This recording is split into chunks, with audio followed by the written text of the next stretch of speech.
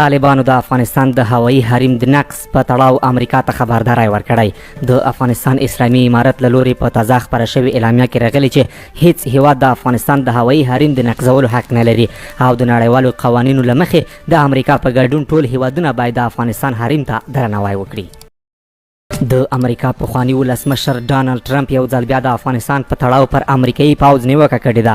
نوموړي په یو تازه خپره کړې اعلامیه کې ویلي چې د امریکایي پوځ لوی درستیز جنرال مارک میلي د دې پر ځای چې په افغانستان او هلته د امریکایي ځواکونو پر وضعیت تمرکز کړی وای په تلویزیوني مرکو کې به ناست و او له ځانه یې تلویزیوني ستوری جوړاوه. د ده په وینا داسې شهرت غوښتونکي جنرالان به د امریکا نوره هم په نړیواله کچه بې عزته کړي.